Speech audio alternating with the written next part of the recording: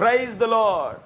நிறைய பேர் சொல்லலாம், உனக்கெல்லாம் எதுக்கு இந்த லெவலு, கொஞ்சம் சின்ன லெவலில் யோசித்து அப்படி பண்ணால் என்ன குறைஞ்சி போயிடுவீங்க அப்படின்னு சொல்லி நிறைய பேர் உங்களை வளரணும்னு நினைக்கிற டைமில் கிரிட்டிசைஸ் பண்ணலாம் இல்லையா? பிரியமானவர்களே, அதை பற்றி நான் உங்கள்கிட்ட இன்றைக்கி பேச போகிறேன்.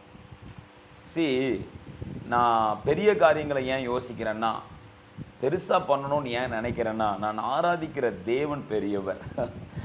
I'm worshiping the God who is greater one, mighty one, ராஜாதி ராஜாவை ஆராதிக்கிறபடினால் I'm having a big plans in my life.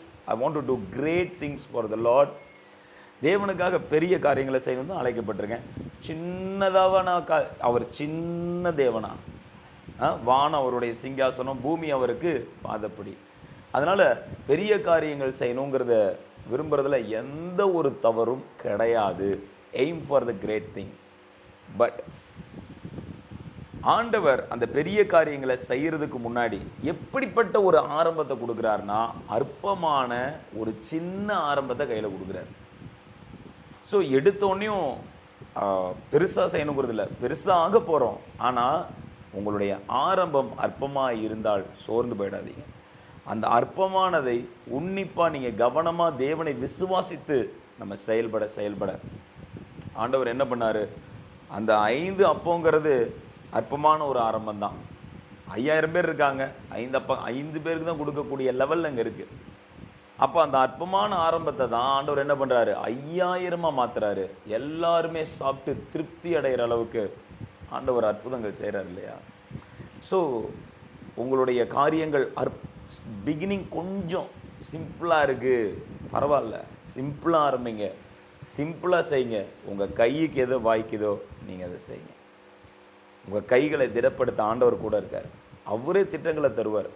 Noah காலத்தில் யோசிச்சு பாருங்க, நோவா பார்க்குறாரு எல்லாருடைய ஒழுக்கமாக இருங்க, வேணாம் இந்த மாதிரியான பாவங்கள்லாம் அருவெருப்பான பாவம், இதெல்லாம் நம்மளை உருவாக்கின கடவுளுக்கு பிடிக்காது, இந்த மாதிரி தப்பெல்லாம் நீங்கள் செய்யாதீங்க, ஓரின சேர்க்கையில் இருக்கிறீங்க, இந்த மாதிரி உலக போக்கில் ரொம்ப கலந்துருக்கிறீங்க, உலகத்தோட உலகமாக இருக்கிறீங்க, இதெல்லாம் கடவுளுக்கு பிடிக்காத காரியம், இதுலேருந்து வெளியே வாங்கன்னு சொல்கிறார். ஏய், நீ என்ன சொல்கிறது, நான் என்ன கேட்குறது? உன்னாலாம் நீ ஒருத்தன் தாண்டா இப்படி உளறிட்டு இருக்க, தயவு செஞ்சு என்கிட்ட இதெல்லாம் வந்து நீ பேசாத, நீ கிளம்பு அப்படின்னு சொல்லி அனுப்பிவிட்டேன். ஆண்டவர் அந்த நோவாவை பேழையை கட்ட சொல்கிறார், ஒரு பெரிய தரிசனத்தை கொடுக்குறாரு.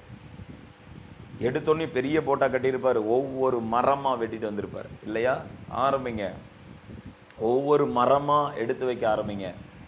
அந்த நீங்கள் எடுத்து வைக்கிறீங்க பார்த்தீங்களா, அதை கர்த்தருடைய கண்கள் பார்த்துட்ருக்கு. அந்த பிகினிங் ஆண்டவருடைய கண்கள் பார்த்துருக்கு. ஆண்டவர் உதவி செய்வார்.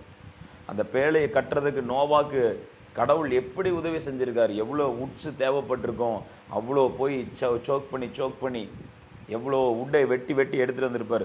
தூக்கி சுமந்துட்டு வந்து கூட பசங்கள்லாம் சேர்ந்து ஹெல்ப் பண்ணுறாங்க.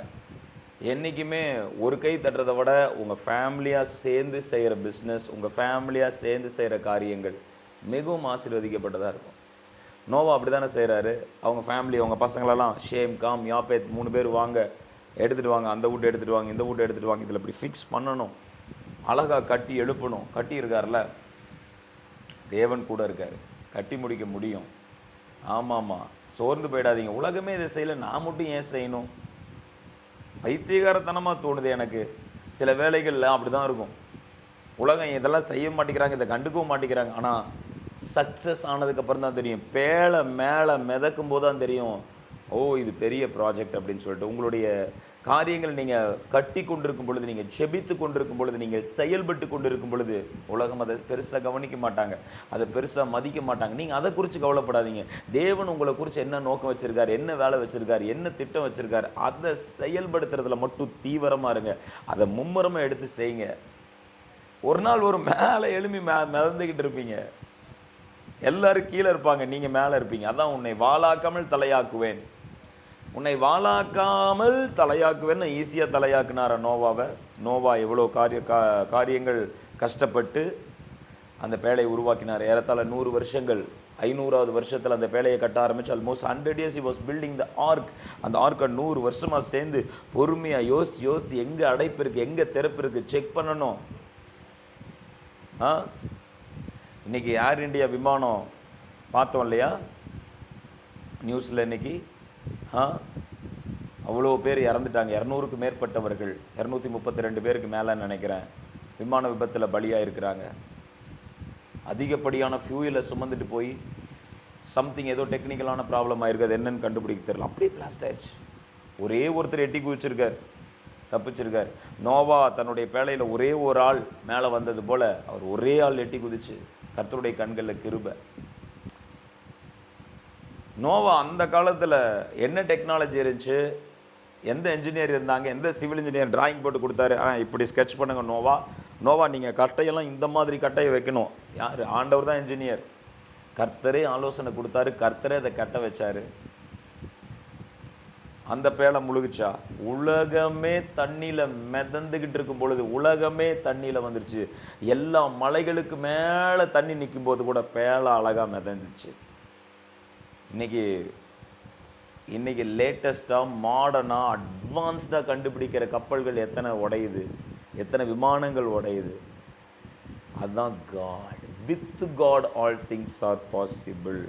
தேவனோடு கூட இருந்தால். ஆதி ஆகமத்தில் கட்டப்பட்ட கப்பல் இன்றைக்கும் டர்க்கியில் ஒரு இடத்துல அதோட அச்சு இருக்குது அப்படின்னு சொல்கிறாங்க. அதை குறித்த ஒரு ஃபோட்டோகிராஃப்ஸ் எல்லாம் நான் பார்த்தேன். அமேசிங். What engineering work. தேவன் உங்களுக்கு சிறந்த ஞானத்தை கொடுப்பார். உங்கள் பிஸ்னஸுக்கு சிறந்த ஞானத்தை வச்சுருக்காரு. உங்கள் குடும்பத்தை நடத்துறதுக்கு பெஸ்ட்டான ஞானம், புதைபொருள் அங்கே இருக்குது. உங்கள் விஸ்டம் தான். தேவனிடத்தில் ஜெபிக்கும் போது அவர் உங்களுக்கு ஞானத்தை கொடுக்குற தேவனாக இருக்கார். அவர் கொடுக்குற ஞானம் உலகத்துக்கு பைத்தியமாக இருக்கலாம், ஆனால் அதை செய்து முடிக்கும் பொழுது தான் தெரியும் அது எவ்வளோ பெரிய புத்திசாலித்தனம் அதுக்குள்ளே இருக்குன்னு சொல்லிட்டு. எனவே பில்ட் யுவர் ஷிப். உங்கள் குடும்பத்தை கட்டுங்க, ஆண்டவர் கூட இருக்கார். உங்கள் வேலையை கட்டுங்க, உங்கள் பிஸ்னஸை கட்டுங்க, கர்த்தர் உங்களுக்கு உதவி செய்வார். எல்லா மிருகங்களும் அதுவாக தேடி வர ஆரம்பிச்சது. வேலையை கஷ்டப்பட்டு கட்டுறாங்க, மிருகம் தானாக தேடி வருது. ஜோடி ஜோடியாக வருது. பார்க்குறாரு நோவா, என்ன தான் இந்த மிருகம் வருது, அந்த மிருகம் வருது, ஒவ்வொரு மிருகமும் வருது. ஒரு மிருகமும் இவரை ஹார்ம் பண்ணவே இல்லை. ஒரு மிருகமும் நோவாவுடைய குடும்பத்தை தொடலை. தானியேலை சிங்கக்கபியில் பாதுகாத்தார்ல. சுற்றி 1000 பிரச்சனைகள் இருக்கலாங்க. கர்த்தருடைய திட்டத்துக்குள்ளே இருக்கும்போது தீங்கு மேற்கொள்ளாது, தீங்கு தீண்டாது, தீங்கு தொடாதபடி தேவன் உங்களை பாதுகாக்க வல்லவராக இருக்கிறார். He is able to protect you. ஆமாம், சிங்கம்லாம் உள்ளே போயிருக்கும்ல, ஃபெரோஷியஸான அனிமல்ஸ் எல்லாம் உள்ளே போயிருக்குமா இல்லையா? இல்லைன்னா நாம் இன்னைக்கு சிங்கத்தை பார்க்க முடியாது. ஸோ எல்லாம் ஃபெரோஷியஸான அனிமல், எல்லாம் பல்கானது எல்லாம் உள்ளே போய் கம்முன்னு உட்காந்துக்குச்சு. ஏன்னா கட்டளை கொடுத்தது அவர். எவ்வளோ மிருகக்குள்ளம் உள்ள மனுஷனையும் ஆண்டவர் கட்டளை கொடுத்து தேவன் கொடுத்த திட்டத்தை செய்ய கர்த்தர் உதவி செய்வார். How he plans is very different. அவர் எல்லாத்தையும் control. he is sovereign over everything. அவர் எல்லாத்தையும் கண்ட்ரோலில் வச்சிருக்கிற தேவனை நீங்கள் ஆராதிக்கிறீங்க. அதனால் அவர் எல்லாத்தையும் கண்ட்ரோல் பண்ணி அழகாக கொண்டு வருவார், அழகாக கொண்டு வந்து சேர்ப்பார். எது வரணுமோ அது வருமா? ஐயோ இது மிஸ் ஆயிடுச்சா? ஒன்றும் மிஸ் ஆகாது. அது அப்படி எதுவுமே மிஸ் ஆகலை. எந்தெந்த விலங்குக்கு கர்த்தர் கட்டளை கொடுத்தாரோ எல்லாம் ஜோடியாக வந்து உள்ளே உட்காந்துக்குச்சு. கடைசியில் நோவாவை உள்ளே தள்ளி, நோவா கிளம்பு உள்ளே போ, கப்பல் கட்டி முடிச்சாச்சு, நீ அடுத்து மழை வரப்போகுது, நீ உள்ளே கிளம்பு, நோவா உள்ளே அனுப்பிட்டார். டம்முன்னு ஒரு சத்தம், பெரிய ஒரு சத்தம் கேட்குது. என்னன்னு பார்த்தா கர்த்தர் அந்த கதவை அடைச்சிருக்கார். பைபிள் அப்படிதான் இருக்கு. கதவை அடைக்கிறது கர்த்தர். ஏன்? திறப்பானதை கர்த்தர் அடைப்பார். ரட்சிப்பு கர்த்தருடையது. நம்முடைய சுய பலத்தினாலேயோ நம்ம பேழையை கட்டலாம், காப்பாற்றுறது கர்த்தர் தான். ஒருவனும் பூட்டக்கூடாதபடி திறக்கிறவர் அவர் தான், ஒருவனும் திறக்கக்கூடாதபடி பூட்டுகிறவர் அவர் தான். அவர் வச்சு லாக் பண்ணாருன்னா அதில் பத்திரமா பாதுகாத்துக்குவார். அவர் சீல் பண்ணுவார். உங்களை இயேசுக்குள்ள சீல் பண்ணி வச்சிருக்கிறார். நீங்கள் யாருக்குள்ள இருக்கிறீங்க? கிறிஸ்துவுக்குள் நீங்கள் மறைந்திருக்கிறீர்கள். அவருக்குள்ள உங்களை சீல் பண்ணி வச்சிருக்காரு. பரிசுத்தாவியானவர், முத்திரையாகிய பரிசுத்தாவியானவர் உங்களை சீல் பண்ணி இருக்கிறாரு. அடைச்சது அவர்னா பிசாசுனால திறக்க முடியாது. எஸ், அவர் அடைச்சு வச்சிருக்கிறாரு. அவர் உங்களை க்ளோஸ் பண்ணி வச்சிருக்கிறாரு. நீங்க திறந்துட்டு வெளியே வராம இருங்க. எனவே ரட்சிப்பு கர்த்தருடையது. கர்த்தர் நம்ம ரட்சிப்பார். ஆரம்பத்தில் சின்ன பிளானாக கொடுக்கலாம், but God is having a big thing in his mind. உங்களை அழைச்சதுக்கான நோக்கம் பெருசுமா. பெரிய காரியத்தை செய்ய தான் கூப்பிட்டுருக்காரு.